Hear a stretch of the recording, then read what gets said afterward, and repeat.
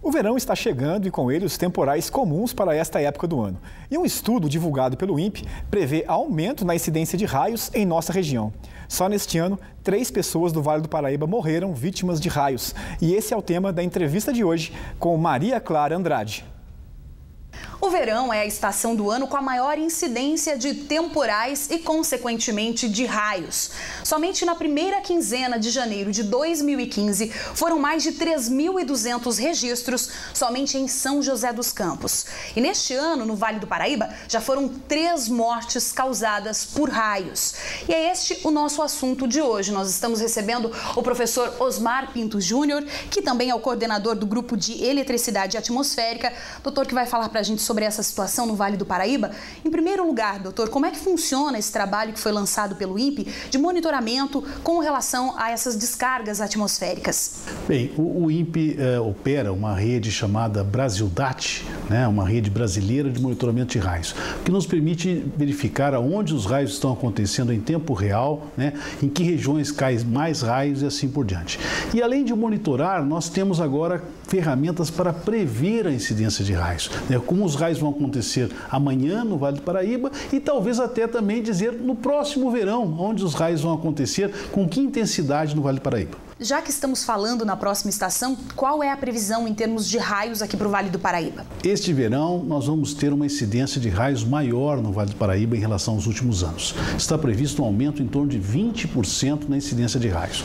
Como a nossa região já é uma região de grande incidência, com um aumento ainda de 20%, então nós vamos ter muitos raios e a população então deve ficar atenta para não correr riscos. Doutor, nós temos ouvido falar muito no El Niño. Esse fenômeno interfere de alguma maneira, faz com que nós tenhamos um aumento no número de raios? Exatamente, ele é o causador desse aumento. É interessante que não é todo o El Niño que causa um aumento de raios no Vale do Paraíba, é somente aqueles casos mais intensos e nós estamos sujeitos a um El Niño muito intenso nesse verão. Por um lado, no Vale do Paraíba nós vamos ter mais raios no verão devido ao El Niño, mas lá na Amazônia a tendência é ter menos raios nesse verão devido ao El Niño.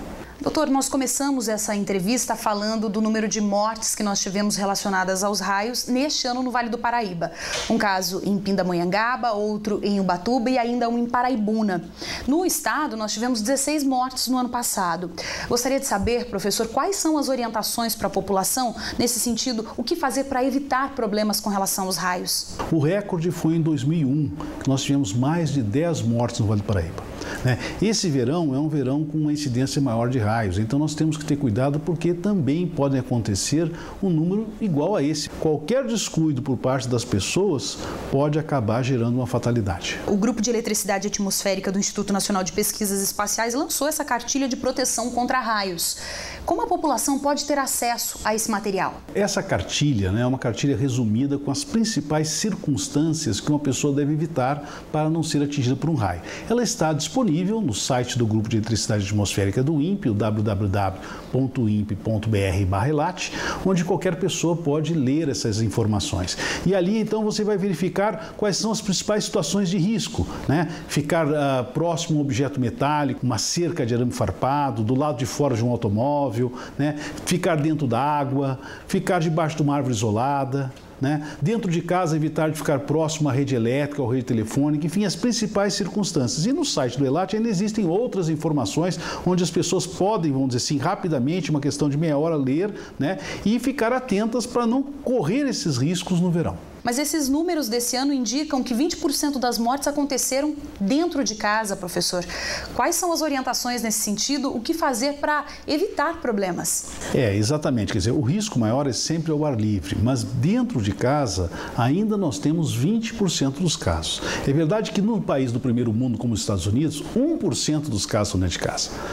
No Brasil, infelizmente, nós temos que aperfeiçoar os sistemas de proteção das redes elétricas, redes telefônicas, porque as pessoas correm riscos próximas às tomadas, próximos aos objetos ligados à tomada. Então, dentro de casa, fique atento, não fale um telefone com fio, não fique encostado numa geladeira, não tome banho no chuveiro elétrico e assim por diante. Doutor, para encerrarmos, qual a importância desse trabalho que o INPE desenvolve hoje de previsão de raios, no sentido de oferecer uma possibilidade de prevenção maior, especialmente com relação às mortes, já que nós tivemos aí registros importantes nesse ano? Além de fazer fazer a pesquisa científica sobre o fenômeno, conhecer o raio, né, nós temos como finalidade, como objetivo, informar a população dos riscos, né, de tal maneira que essas fatalidades possam ser minimizadas.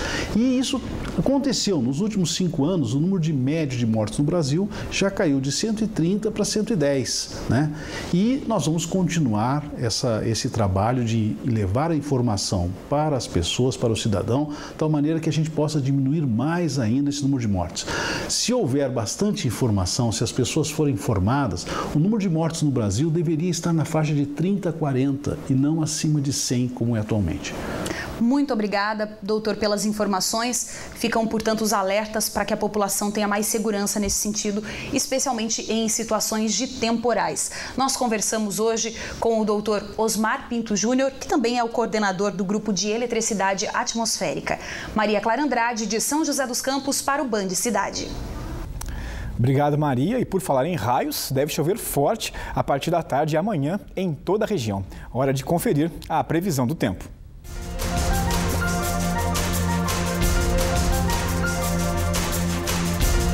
Em Campos do Jordão e São Bento do Sapucaí, o dia começa ensolarado, mas com previsão de pancadas de chuva à tarde. As máximas chegam a 26 graus. Mesma previsão para o Vale do Paraíba, onde a máxima chega a 31 graus, em São José dos Campos, Pindamonhangaba e Lorena. Em Caraguatatuba e Ubatuba vai dar praia, mas chove à tarde, máximas de 31 graus. Hoje em Taubaté, os termômetros chegaram a marcar 32 graus, mas a partir de amanhã, a temperatura começa a diminuir, com a previsão de chuvas que devem ocorrer também durante a semana.